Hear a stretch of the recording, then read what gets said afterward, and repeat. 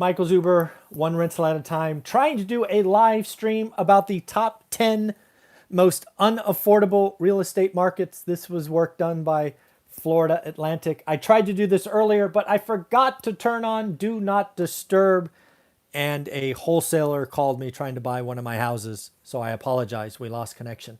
But don't worry, I have Do Not Disturb on now, so that should not happen again. So what we're going to do is we're going to start right back at the beginning and talk about number 10. The 10 most unaffordable market in the country is Stockton, California. Stockton, California is overpriced by 38.5%.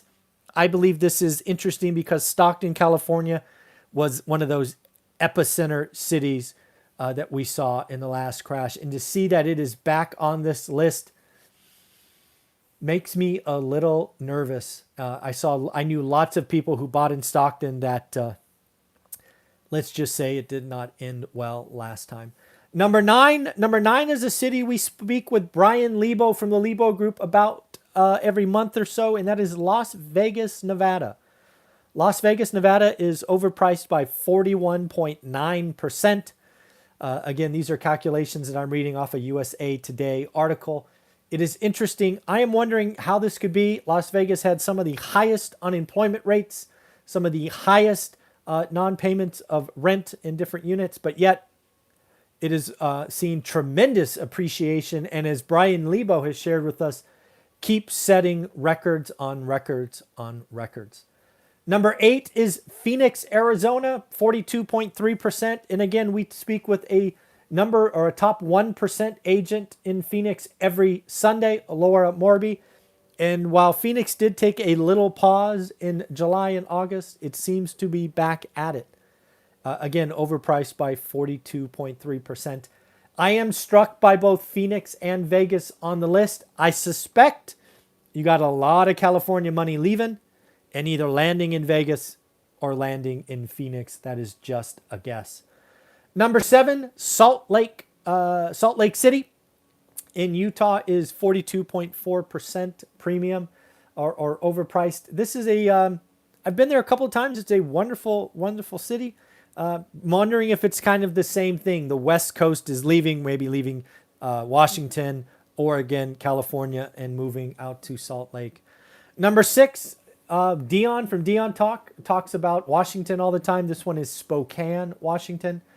Overpriced by 45.2%. As I go through this list, what I am thinking about is, darn, is there cash flow to be had? Are these prices so high that you're creating alligators when you buy them?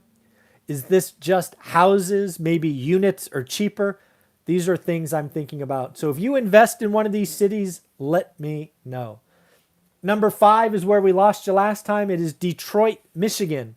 Detroit, Michigan comes in at 45.6% premium. This one concerns me.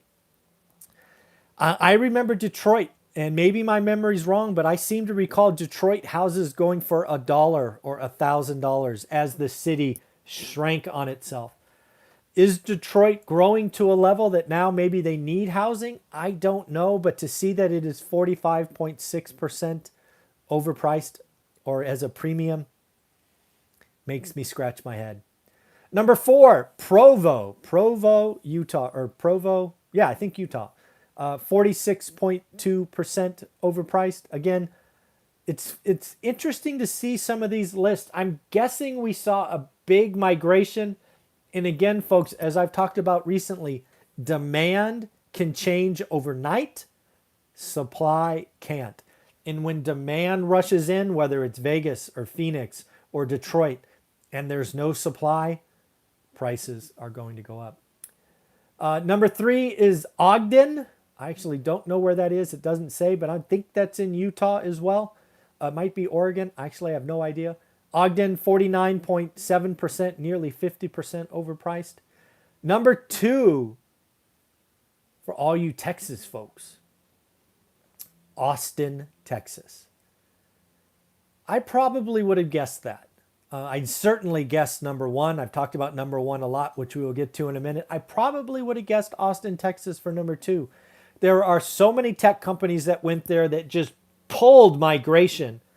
And again, demand changes overnight. Supply doesn't.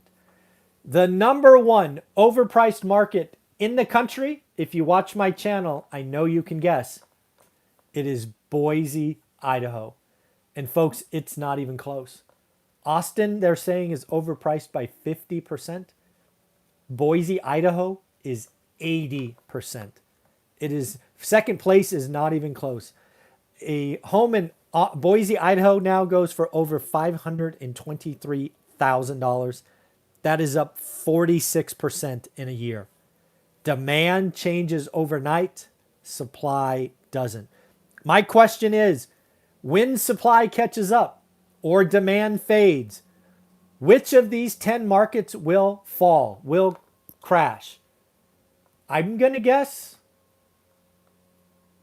somewhere between 4 and 6 of this top 10 list will see price declines in the next 2 years as demand skyrockets. Or I'm sorry, supply gets up.